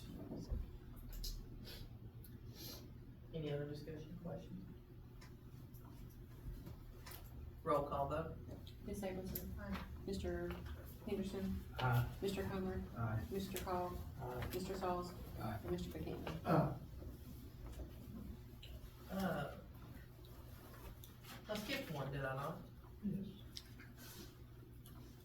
Consideration of adoption of regarding an ordinance amending the code, the town of Saltville, chapter 2, administration, article 2, town council, division 1, generally, section 2-21, standing committees. And this is changing, library, historical, and cultural matters, health and beautification committee to historical and beautification, and changing police, fire, and rescue squad committee to public safety committee. Do I have a motion? I'll move. Second. Second. Any questions or discussion? Ms. Ableton? Mr. Henderson? Aye. Mr. Comer? Mr. Call? Mr. Sauls? Mr. Buchanan? Consideration of authorization for town manager to advertise a request for qualifications for engineering services for the town. Ms. Rose? Yes, this arose after, the mayor and I had a conversation with, the folks that we are filing, 2 claims with for FEMA assistance with the aerial stream crossing that's got trees trapped on it that need to be removed, and then also the, pipe into the pipe failure we suspect that's happened at the well fields. The FEMA representative just recommended that we look at putting out the RFQ for, engineering firms for on-call, which means that even if we have people, we can pick as many as we want, or we can just pick one. But, we give a bigger pool of, engineers that we can call on for certain services. And I don't know that the 2 that we work with so closely right now would be willing to tackle either one of those projects at this point. The well fields particularly, because it's gonna be a really big, it's gonna be a very big project. So, I would like permission to put this out. I think the town did one, maybe back in February of 24, but I'm not for certain what the results of it were, and I couldn't really find anything in the minutes that said, so I'm not for sure. Does that sound familiar? We put it out in February, but something happened, it didn't get advertised. Okay, And okay. then, so we re-advertised it in, Aaron Sizemore was here. Okay. And myself and Aaron sat down and went over all the, ones that came in, and, Okay. I think there were 4, and 2 that we had. Right. Okay. But that was for, if I'm not mistaken, that was for water meters. Oh, okay, okay. Well, I think too, this would be something that would be really handy to have. I did this in Glade Spring also in Abingdon, and, sometimes when somebody's working and we've got our engineers, they're, I think, getting ready to start getting tied up on 2 other projects. We may need a bigger firm that can, get down here pretty quickly as far as, looking at some things. The aerial stream crossing is gonna be a little tricky because it is gonna require equipment actually in the waterway, which is gonna be, I would like for them to, whoever we get as far as engineering, to handle the RFP for that, because there's permitting, there's all manner of things that have to go into that. So, I would just, like to be able to advertise that and see what we get as a response. And then if we get some responses, we will come up with a committee of council designates and council members and review those proposals and then make a selection. Do I have a motion for that? I'll make a motion. Second. I'll second. Any other questions about that or discussion? I want to throw this little caveat in, this discussion came up public safety, and, EMS Director Crawford said that the county did have cameras, in case we needed. Oh, okay, okay, good deal, okay, excellent. I just hope we could get them through it. That might be the biggest issue. Any other discussion or questions? Roll call vote. Okay, Ms. Atkinson, Mr. Henderson, Aye. Mr. Comer, Aye. Mr. Call, Mr. Sauls, and Mr. Buchanan. Amanda Livingston. Hi, thank you all for having me. I know I've met many of you before, but Amanda Livingston, Smith County Tourism Association. And I am delighted to be here tonight with some special guests who I'm gonna introduce here in a moment. But I had the pleasure of, with Mayor Fullen and Councilman Sauls, of giving them a tour of Saltville earlier today on the Salt Trail. And the reason I'm coming here before you tonight is the county has received some in-kind technical assistance from these consultants who are here with me tonight. And one of the projects that we have decided is a high priority is to take a look at the Salt Trail and find out what it would take to really make it an economic engine and a tourism attraction. This has been one of my goals since I started this job almost 5 years ago. I think the Salt Trail is an enormous asset for the town of Saltville, but I will be honest, I think it has unrealized potential. And I know I've had many conversations with some of you individually and with business owners, and everyone I have talked to is in agreement that the Salt Trail is a high priority. I think it has the potential to be a trail up there with the Virginia Creeper Trail, with the Mendota Trail. But I think we're all aware that it has some challenges that have made it difficult for visitors to find it and use it and enjoy it. And most importantly, for us to capture those visitor dollars, because it's that connection to the cash boxes of downtown Saltville that I'm most interested in.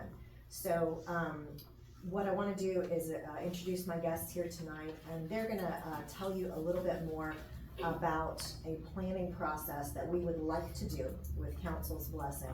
That would be a community vision for the Salt Trail, and then most importantly, a plan to really get the funding that it needs for whatever upgrades, whatever connections, connectivity, all the things that we think it might need to really become a world-class attraction. So without further ado, I'll introduce my guests here tonight. So we have two organizations, these are national organizations that are here in Smith County doing a 2-day site visit.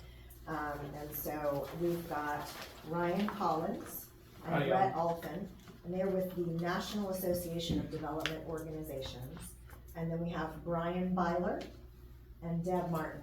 They're with Great Lakes Community Action Partnership. And so these folks are here to assist us over the next 14 months on a couple of different transportation-related projects in Smith County. And one of them is the Salt Trail, which we've singled out. So Deb, if you'd like to speak a little bit more about what that process would look like. Okay, thanks. And thank you everyone for having us tonight. I appreciate your time. So I wanted to just talk a little bit about what we would envision the process looking like. And this is just our typical process, so we're certainly open to your recommendations for changes or whatever, but the typical process that we would go through is to start with sort of a visioning process. And, you know, we would like to really have this be something that the whole community engages in. So, you know, I would envision working through some sort of steering committee. And I'm thinking, now that I know that there's a committee, that Mr. Sauls has a committee that specifically deals with Salt Trail, I think that would be a great place to start. But again, that's certainly up to you how you want to manage that. But, you know, we would try and work through that steering committee and start looking at different public engagement strategies, maybe doing surveys, doing focus groups, one-on-one interviews with people that you think may be important to the process, and all of the collecting just as much input as we can from people. And then, you know, once we've collected all that data and looked at that and, you know, seeing which things sort of, you know, rise to the top or are mentioned a lot of times, then, you know, we would work with the steering committee to prioritize things. You know, because obviously we're not going to get everything done immediately. So then we kind of like to look at what can be accomplished in, let's say, a 1 to 3 year period, you know, in the short term. And then what are those maybe longer term goals? And then particularly for the things that are in that 1 to 3 year period, then we start to look at what will it take to accomplish each of those things? So we do an action plan that says, okay, here's who's responsible for doing it. Here are all the things that need to be done.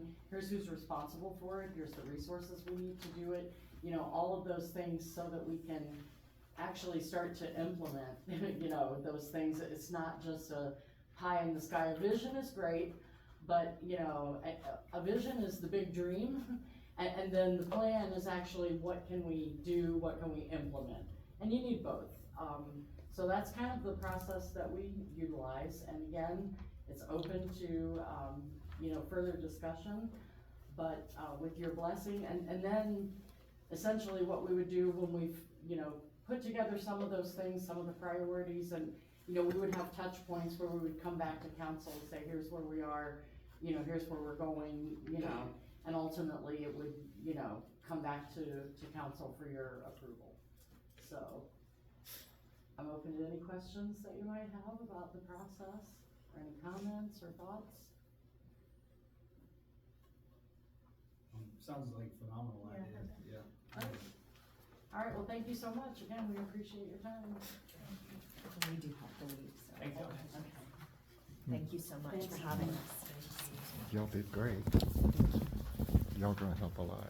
Thank you. Amanda, Yes, ma'am. what motion would you like? We, excuse me, I don't suppose I need a motion unless there's objections. So, the reason, and I'm not an attorney, but, this is free. This is a free service to the town of Saltville. Of course. It is grant funded. The funding ultimately comes from the U.S. Department of Transportation. It is federal monies. And so I guess I would say, unless there is an objection from anyone on council, we will proceed. So, what I am asking for, is your engagement in the process as we come back with surveys or focus groups or committee meetings. And so, really, it's more just a blessing. So if you'd like to make a motion, that would be wonderful, but, if I don't hear objections, I will proceed. I don't think you do, so thank Okay, you. all right, I thank you for your time. Thank you. All right, Thank you all. And thank you for the lovely tour today. Appointment of two members to the SIDA. In your package, you'll, you have some applications of those that had, given interest. I would like to talk to, or ask Paul to, do we have two, conflicts of interest on this? If any person that is applying has received something from the SIDA, they will not be able to participate in any discussion whatsoever related to that in any way. And so that is a conflict of interest. With regard to their, so that is something to be made aware. I was made aware that there's a possibility that you may have one that has received a grant, or two. If the grant has already expired, No. okay. Well, then if they're active and ongoing, they cannot participate in any discussion whatsoever related to it because they have a personal conflict of interest. So in your packets, we will, have to, how do you put it nicely? Not, choose, Jamie Tolliver or Kyle Clark. Is that accurate? That they would, no, I wanna, they can serve on the SIDA. I'm But- learning this too. But they cannot participate in any way, in any discussion concerning their award or their grant. They can't participate in any way because that is a personal conflict of interest. They can serve, but they have to recuse Still, completely from that. You, Mr. Comer, Yeah, on the same page, my sir? understanding is that they Yes, sir. want to be appointed, but that's the confusing part to me, is the second part of what he asked. Could you ask that again, Paul, about, are those still, did you say active? If, How do you determine that? well, are they still receiving or is it expired? Well, I mean, It's being prorated to go away. Okay, well then it's And- still Well, active. never mind. That means some of them are still active. Yes. However, unless there's litigation associated with collection of that, they would not have a conflict. They cannot participate in discussing that, voting on it, or anything else. That's what I'm advising you. I'm not saying that they have Okay. a complete conflict from serving on the SIDA. I'm saying they cannot participate in any way with regard to their program. That's what and I'm trying to make that really clear to you. Yeah, that's why I wanted this to be all of us talking about this, because I That's- was a little confused when Cecile had said there could be conflicts. I didn't understand everything about that, and I knew you would be able to help us Yes, to not they make said. a, Right. you know. So they just, the key is that if anything ever comes up about those, they have to recuse and have no discussion whatsoever. It's not just voting, it's even discussing it. I just wanna make that really clear. And Trent concurs with that statement. Okay, okay. All right, so we're actually choosing two, from the packets, or from the apps that you got. Do I hear any motions for any? To make a motion to, Final Clark. Al Clark, I'll second. any discussion or questions? In favor of Kyle, I think he would be a great addition. He lives in town. He's very involved. He's involved with some, very important businesses to the town that we would like to see succeed. I think he would be, a good representative to have on IDA, so I would be in favor of Kyle. Any questions or discussion? Roll call vote. Ms. Abramson? Mr. Henderson? Aye. Mr. Comer? Aye. Mr. Call? Mr. Sauls? Aye. And Mr. Buchanan? Okay, And do I have a motion for the second? I make a motion for Jackie Colson. I'll second that. Any discussion or questions? Just Jackie's, his knowledge, I know, well, Carrie, do you want to talk about? Listen, his knowledge is, what I've seen at the Wakeful in the last 2 weeks has just been phenomenal. And yeah, it's been great, and I do appreciate that, Jackie. I know you said you didn't want any recognition for that part of it, but you're gonna get it, buddy, you're gonna get it. That's what I'm afraid of.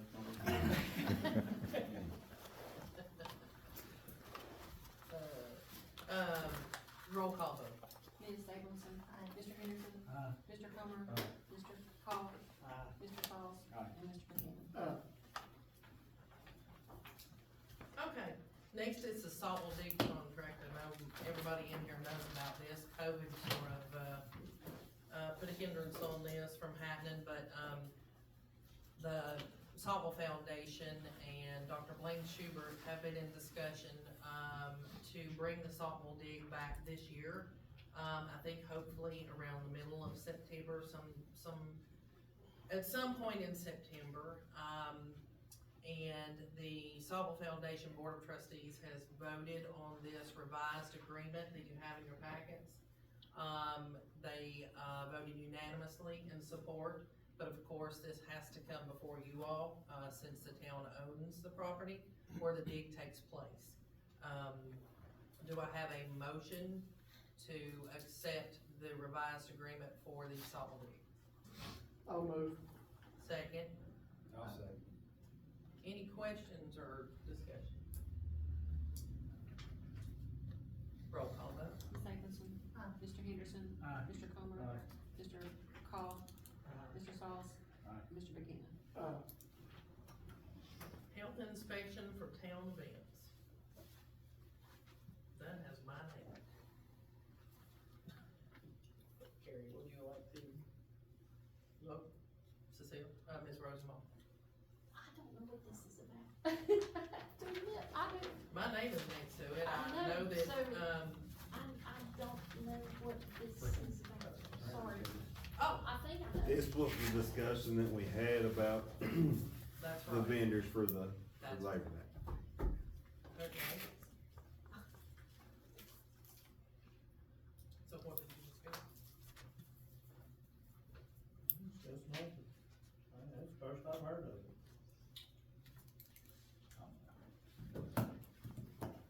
Okay, Can table. Yeah, let's table it. Okay, on to reports. EMS Incorporated report, Mr. Gary Johnson.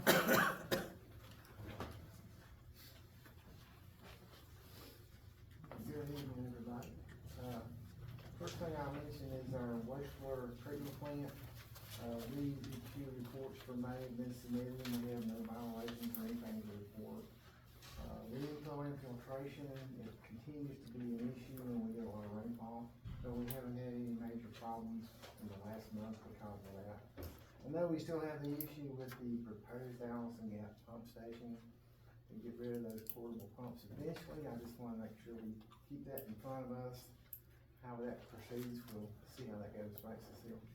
Can I interrupt you for just a Sure. second? I got some good news. Oh, good. I think. Oh, We passed parity. oh, that's awesome.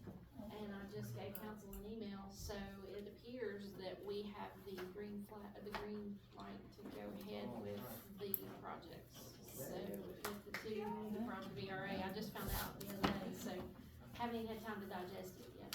Keep my yay down a little bit. Yeah, Make sure but we- No, don't. this is a good time to. Let it out. I mean, we've worked on this so hard for so long, a lot of I know. people have, and I know. this is a very good news to come to fruition, and in the long run, save the town some money from renting those portable pumps, and fix a situation that needs to be fixed. How much a month? $5,000 a month, yeah, we've spent an enormous amount of money on this. We can save that money and put it for better use, I'm sure. Of course, I keep the issue of the Davis Valley discharge issue. They don't seem to be giving us any issues right now, but they're still there. And whatever happens, we still need to keep that in the forefront of what's going on there.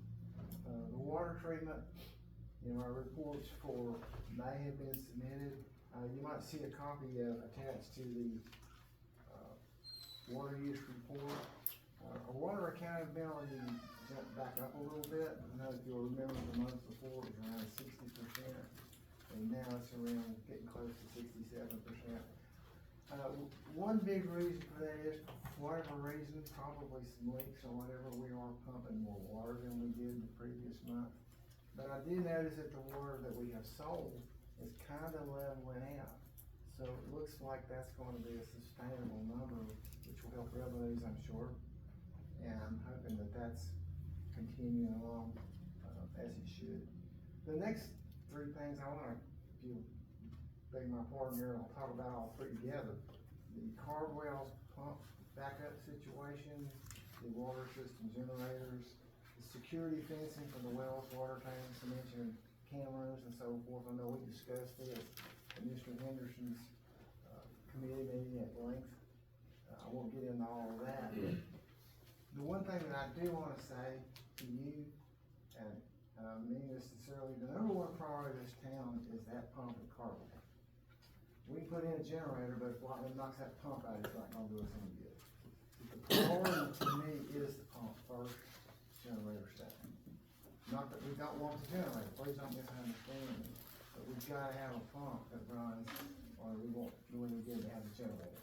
Right, so I mean, I know we discussed that, but I'm not trying to make a decision, but if push comes to shove, I think that's the way we need to go. It's just my recommendation. Gary, I've got a question, if you don't mind interrupting. Sure. You, on this list, you don't have tank maintenance. It's my understanding the water tank's in the worst shape it's Carbon Town. Well, I do have a mention of water tank inspection, I was gonna talk about that. Okay. In a little bit, but if you wanna go ahead and talk about Well, that. no, I thought in your. Ask if I can approach the dais and we'll fill out a copy. This will be forthcoming, packet next time. I'll just give a brief update. Most for this time is logistical. We had a regular May meeting, because we had a turnover. The former chair, Ms. Henderson, had resigned, so we elected new officers. Ariel Ellis will serve as secretary, Amy Kupertainen as vice chair, and myself as chair as of that meeting. Also related to the earlier question about re-upping our board of zoning appeals, both in our regular meeting and at the June special call meeting. We had a question about property brought forward to us, and we basically walked through that process realizing, A, that we need to develop Board of Zoning Appeals, and B, that we do need the training that Mr. Castle has determined. Most of our moves right now going forward are logistic. We are working before the next meeting to get new members caught up on state and town code, and at the June meeting, we are going to work to prepare a research and drafting plan for the next several months to block out a longer 5-year comprehensive plan, and also deal, as we've read, with our annual update report. And so we're going to build a schedule for that, and hopefully, most likely with that, be reaching out to the individual committees at that point to set up cross meetings. Are there any questions from the council?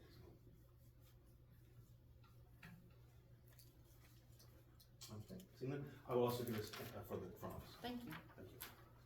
Thank you, Chairman Craig.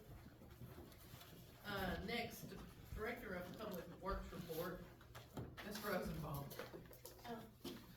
Many hats. Here we go again. I will just say that, Hunter Gregory, worked through, the last week in May, and, I can't say enough, he did an excellent job while he was here. I've had lots of people contact me and say really good things about him, so we're gonna miss him, but, I would like to welcome Brandon Fry, who's gonna be coming on board, and he's actually here tonight, so he's gonna be here Monday for his first day.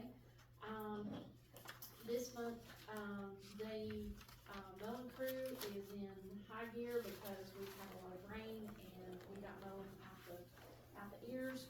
So, you know, I wanna commend them. I think they've had a lot to deal with the rain and that kind of thing. So, they are mowing every single day. So, and now we're getting some really hot weather, so,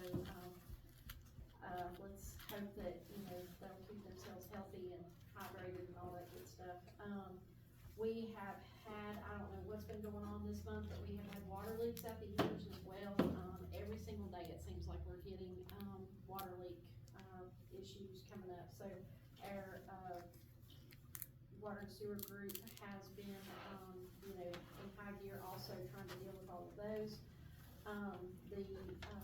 I wanna thank the town public works staff for helping get the pool ready for the season. We did some maintenance, in the bathrooms, we did some, he did some work with the pool as far as, you know, finishing up some pressure washing and getting some debris out of the pool, getting it filled back up, getting, you know, those types of things done. In addition, we, dealt with a very large hole in the parking lot over here, in front, sort of in front of where the Chinese restaurant is, and it just kept getting bigger and bigger and bigger. So we got our engineer over here, he took a look at it and was able to just, help the guys figure out how to get it filled in with gravel. So we've got it contained for the time being, I shall say. And the very next day, another hole crept up, and it wasn't nearly as big, but they fixed it last week, and it turned out to not be nearly as serious as the other one that we had. So we are trying to take care of those things as they come along, and, I guess the other, big issue that we've been dealing with is, cutoffs. We have started doing, water and sewer cutoffs for people who, owe a certain amount on their bills or a certain length of time and haven't paid. And, I will leave it at this, but, we've had some very creative people in the community whose water has been cut off for non-payment on trying to get water from their meters and other ways of doing things. Some things that, one of our staff members who's been doing this for 20-some years said he had never seen anything like some of the things that people come up with. So there's been some creative ways of, you know, trying to get water. So, we are trying to stay on top of those, and, you know, I would just like to encourage anybody who does have an issue. We are not out to get people, but, you know, if you owe the bill, you need to pay, we're happy to work with you. All they have to do is come to the town hall, and we're happy to help with payment plans and things like that, you know, to try to prevent cut off. But at some point, you know, if there is no payment, then that is what we have to do. So, it's unfortunate, but like I said, we do try to work with people if they, you know, if they are, you know, have fallen on hard that's all that we have. All right. We welcome you, Brandon. Yes, ma'am. Thank you for coming tonight as well. Police chief report, Chief Lynch. Mayor, council, if you guys seen on your desk there, my apologies, I didn't get this stat sheet to you guys before the packets went out. That's just a little more in-depth of what we do besides the stats that you always was given before. And, just trying to be as transparent as possible with all that. So, anything you have any questions about any of those stats, just let me know. We completed our 1033 audit, which was pertaining to military surplus equipment. We've had that stuff for many years. I think it goes back to Roll Hall. So I'll probably be doing away with that. That's equipment we don't use, but we have to keep up with. So that'll probably be. That telescope is located out of the town shop. It's the reason we still have it because it's about 500 pounds. And it would cost a pretty good penny to send it back. So I've spoken to those people and they're going to make arrangements to come pick it up. So save us some money there. We had a fishery, had a great turnout, no issues. Even had a other event at the Commons that day. Blocked the road off for it, no issues. The date for our first open town hall meeting or the meet and greet with the police department is going to be this Thursday, the 12th. From 6 p.m. to 8 p.m. It's going to be located here at the council chambers. This is an opportunity for the public and the community to come and meet the police department. Besides myself and Assistant Chief McVeigh, we're brand new. So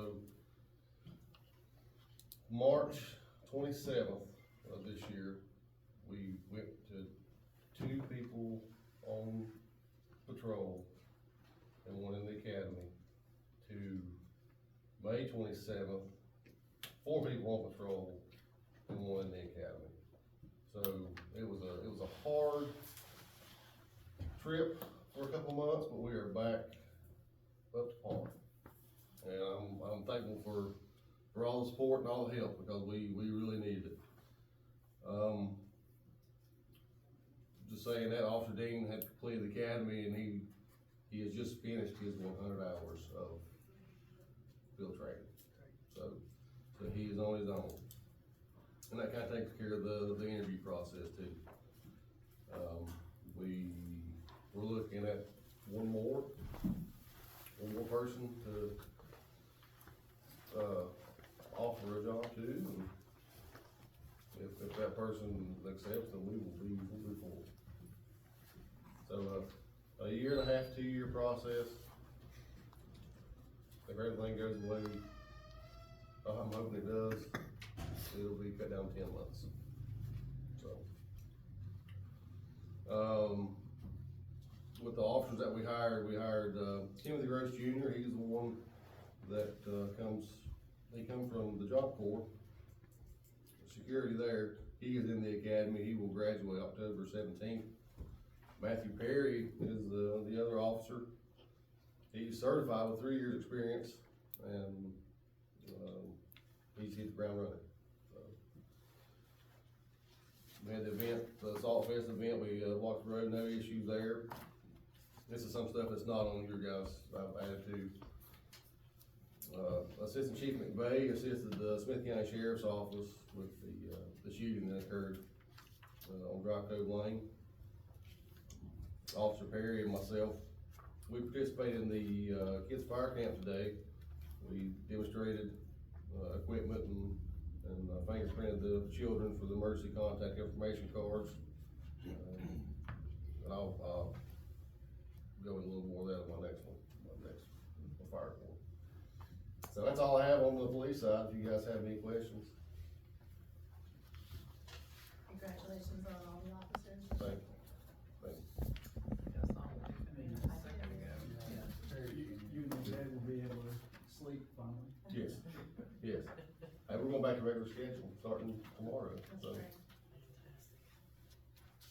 We'll meet you both for Officer Dean